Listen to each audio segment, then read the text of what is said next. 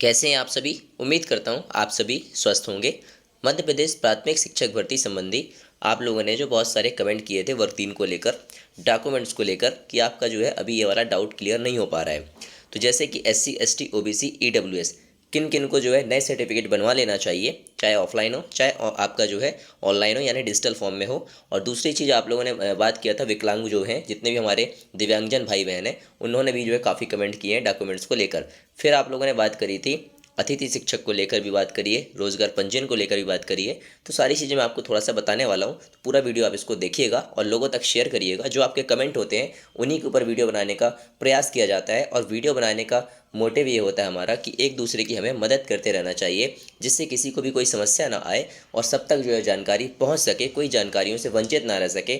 वैसे ही मध्य प्रदेश में युवा परेशान है, और अगर कुछ भी उनके पास अच्छे मार्क्स लाने के बाद अगर वो किसी डॉक्यूमेंट्स के कारण उनको समस्या आती है, तो कहीं ना कहीं वैसे ही भविष्य हम लोगों का अंधकार में जा रहा है। तो वो ऐसी समस्या हमको सामने ना करना पड़े, और समय रहते हम इन चीज़ों को पहले अपने पास पूर्ण कर लें। ठीक है, आप सभी को पता है 17 नवंबर से आपकी काउंसलिंग स्टार्ट होने वाली है। ठीक है, तो अभी भी वक्त है, अभी भी आपके डॉक्यूमेंट्स जो भी कम है तो आप पूरे कर सकते हैं। सबसे पहले देख लेते हैं कि आप लोग जो बात कर रहे थे SC ST OBC, सब लोग कह रहे हैं कि हमारे पुराने डॉक्यूमेंट्स हो चुके हैं।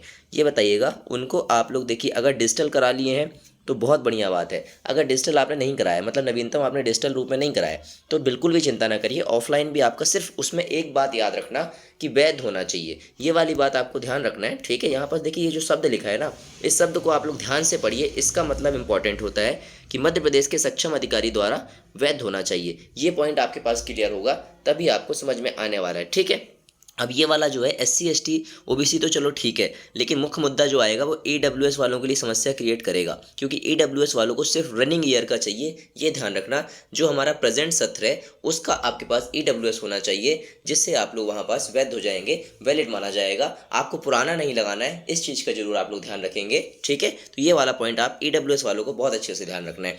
अतिथि शिक्षकों का कहना है कि करंट ईयर का अनुभव नहीं बन रहा है, तो अभी ये काउंसलिंग स्टार्ट होगी तो कुछ ना कुछ इसमें आप लोगों के लिए अपडेट देखने मिलेगा। तो अतिथि शिक्षक जो है करंट ईयर वाले तो बिल्कुल अभी परेशान ना हो, लेकिन उसके पहले का जो भी आपका अनुभव प्रमाण पत्र, देखो अभी काउंसलिंग स्टार्ट नहीं हुई है, इसलिए हो सकता है कि प्राथमिक शिक्षकों के अनुभव प्रमाण पत्र आपके अभी ना बनाए जा रहे हो, या फिर वहाँ पास टाला जा रहा हो, आप जा रहे होंगे, तो ये समस्या आती है। लेकिन जैसे ही काउंसलिंग स्टार्ट होगी वैसे ही वहाँ पास कुछ ना कुछ अपडेट होगी, और उनके लिए आदेश दिए जाएंगे कि इनके अतिथि प्रमाण पत्र बनाइए, ये सन से ये सन तक के वैलिड होंगे। सारी एक जानकारी आपको वहाँ पास प्रोवाइड कराई जाएगी। तो अतिथि शिक्षकों का ये वाला पॉइंट क्लियर हो गया होगा। आपको अभी परेशान होने की आवश्यकता बिल्कुल भी नहीं है। फिर भी आप प्रयास अपने DO ऑफिस में जाकर वहाँ पर जानकारी ले सकते हैं, ये आपके जिले में ही जानकारी पता चल जाएगी। ठीक है, तीसरा आप लोग ये पूछ रहे थे कि रोजगार पंजीयन जो है हमारा एक्सपायर हो चुका है, तो मैंने बताया तो था आपको कि उसको आपको अपडेट कराएंगे तो न्यू नंबर आपको मिल जाएगा। अब उसमें सबसे बड़ा सवाल कह रहे हैं कि हमारा नंबर बदल जाएगा तो हमें समस्या आएगी।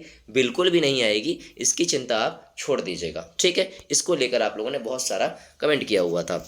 अब जो हमारे दिव्यांग भाई बहन हैं उनको भी देख लीजिए, आपके भी केस में यही है कि आपको भी भैया वैध होना चाहिए। अगर वो एक्सपायर हो गया है आपका सर्टिफिकेट, तो उसको कृपया करके आप लोग जो है वैलिड करा लीजिए। ये मतलब आप देख सकते हैं रिन्यू करा लीजिएगा। ठीक है, अपडेट करा देंगे तो आपका ये डिजिटल रूप में बन जाएगा। ठीक है, तो अब परेशान ना होना कि ऑफलाइन और डिजिटल को लेकर आपकी जो समस्याएं थी वो लगभग क्लियर हो गई होगी। अब एक सवाल और आप करते हैं कि आपकी मार्कशीट्स किसी की किसी ईयर की गुम गई है ना, किसी का कोई सन की मार्कशीट नहीं है, सेमेस्टर की नहीं है, तो उसके लिए आप अपने यूनिवर्सिटी में संपर्क करिए और डुप्लीकेट मार्कशीट मिल जाएगी, और उसमें आप एक शपथ पत्र बनाइए, वो लगाएंगे तो 100% आपको वहाँ पास माना जाएगा। इसलिए आप इसको भी चिंता ना करिएगा। ये वाला भी आप लोगों ने बहुत सारे कमेंट किए हुए थे, है ना, कि हमारे पास सारे सेमेस्टर की मार्कशीट्स नहीं है, इस सेमेस्टर की मार्कशीट खो गई है। तो उसको आप कॉलेज में अपने जहाँ पास भी आपने पढ़ाई करी जिस यूनिवर्सिटी से, वहाँ से आप लोग जाके संपर्क कर सकते हैं।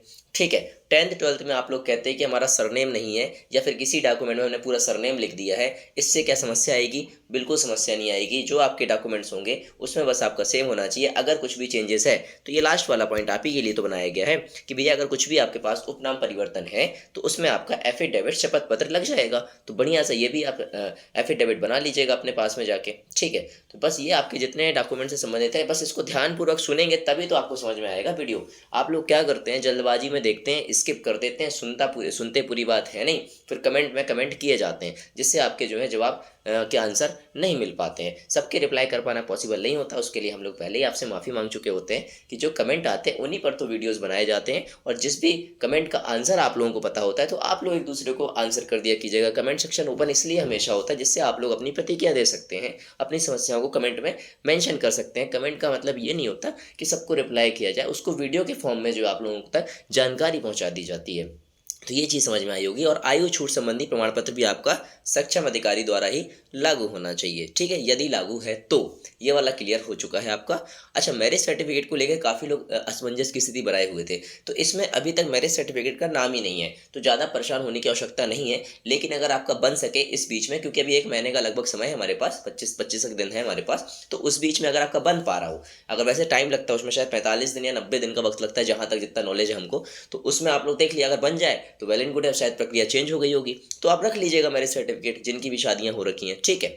मूल निवास के केस में भी आपका जो है, मूल निवास जो आपका एक ही बार बन जाता है, उसमें कोई समस्या इतनी है नहीं, है ना। तो अगर आप लोग देख लीजिएगा तो मूल निवास आपका सभी का है, तो एमपी वालों को ही बनवाना है, वो इसलिए लगवाया जा रहा है ताकि वो मतलब छांट सके कि कौन एमपी का है कौन यूपी का है, मतलब अदर स्टेट का है, सीधी सी बात आप ये समझ सकिए, ठीक। ये जितने पॉइंट थे तो मैंने ज़्यादा पॉइंट क्लियर कर दिए। धीरे धीरे मैं सारे टॉपिक पे एक एक पॉइंट को बिल्कुल बारीक से आपके जो क्लियर कर दूंगा, बस ध्यानपूर्वक आपको सुनने की आवश्यकता रहती है। जय हिंद, जय भारत, जय जवान, जय किसान। और जो चैनल पर नए आते हैं तो प्लीज़ आप लोग चैनल को सपोर्ट और सब्सक्राइब कर दिया कीजिएगा। आपको बोला नहीं जाता है तो आप लोग करते भी नहीं है, वीडियोस बस देख लेते हैं और चले जाते हैं। तो कृपया करके चैनल को सपोर्ट करिए, जिससे हमारी फैमिली बड़ी हो सके और हम लोग आगे आवाज़ उठा सकें। और बात आती है अब 51,000 की डिमांड की, तो 51,000 के लिए लगातार तैयारी जारी है। बस अपने अपने जिलों में जो वॉलंटियर्स बन रहे हैं वो जिस दिन तैयार हो जाएंगे, सारे लोगों की लिस्ट बन रही है, और जितने ज़्यादा स्टूडेंट्स वहाँ पहुँचने का प्रयास करेंगे उसके बाद हम लोग तन मन धन के साथ एक बड़ा आंदोलन करेंगे। और इस बात को अपने दिमाग से निकाल दीजिए कि रोस्टर जारी हो जाएगा, काउंसलिंग स्टार्ट हो जाएगी, तो पदों की संख्या में बढ़ोतरी नहीं होगी, ये अपने दिमाग से आप निकाल दीजिएगा। मिलता हूँ नेक्स्ट वीडियो के साथ। जय हिंद, जय भारत, जय जवान, जय किसान।